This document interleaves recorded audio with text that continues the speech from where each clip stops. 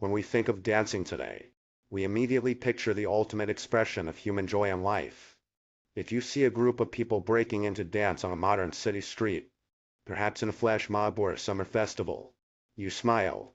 It is a harmless, unifying, and overwhelmingly positive event. We dance to celebrate. We dance to let off steam. We dance to feel alive. It is a universal language of happiness. But what if this beautiful symbol of life mutated into a horrific, agonizing death sentence? Let us travel back to the sweltering summer of July 1518, to the narrow streets of Strasbourg. Here, the joy of movement was entirely stripped away, replaced by a relentless nightmare. Hundreds of ordinary people began to dance, but this was no festival. They were thrashing, leaping, and spinning completely against their own will.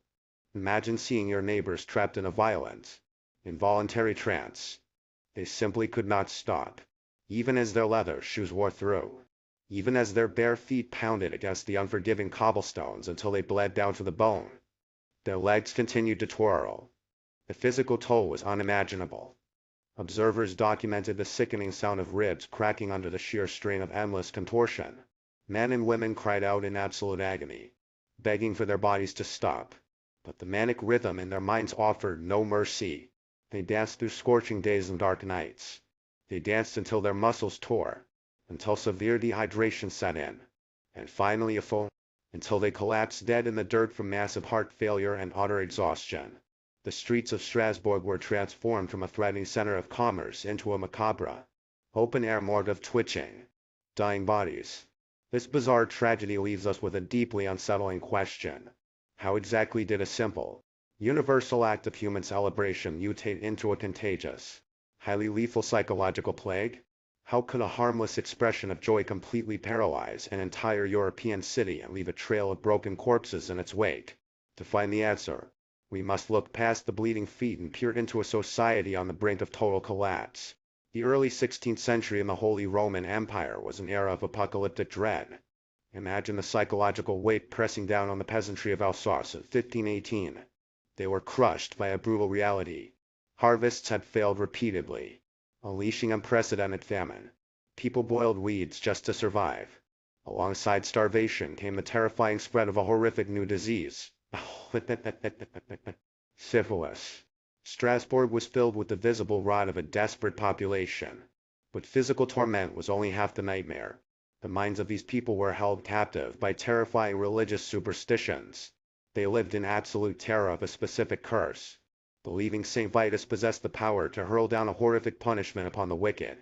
A manic, inescapable dancing disease. When you combine mass starvation, disease, and the constant fear of a vengeful God, you create a psychological powder keg. The human mind can only absorb so much systemic trauma before reality shatters. All this tension needed was a single spark to ignite the madness. That spark arrived on a sweltering July morning in the form of a lone, exhausted woman named Frau Raffier. She stepped out of her house, walked into the filthy street, and began to move. But there was no music playing. There was no celebration. Frau Raffier simply began to dance, frantically and violently, in eerie silence. Her face was twisted in a vacant, desperate trance. This was no conscious choice. It was a spectacular subconscious breaking point.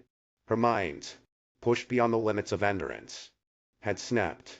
In her break from reality, her body manifested the exact curse her society feared most.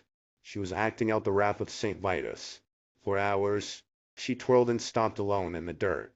Her neighbors watched from their doorways in paralyzed horror. They did not see a woman suffering a psychological breakdown. They saw a living manifestation of divine wrath. And because their own minds were fractured by the exact same trauma, the psychological infection was prone to spread. The city council and elite physicians of Strasbourg faced an escalating crisis as dozens joined Frau Raffier. Desperate, the authorities turned to the undisputed medical science of their era. Relying on humoral theory, they diagnosed the writhing masses with an overabundance of hot blood. Their logic was straightforward but fatally flawed. To cure a fever of the blood, you must burn it out through vigorous exercise.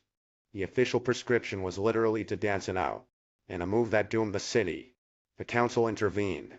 They cleared the grain markets and constructed massive wooden stages in the public squares.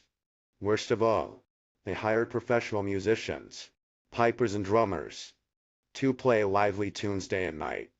This well-intentioned intervention caused a catastrophic escalation.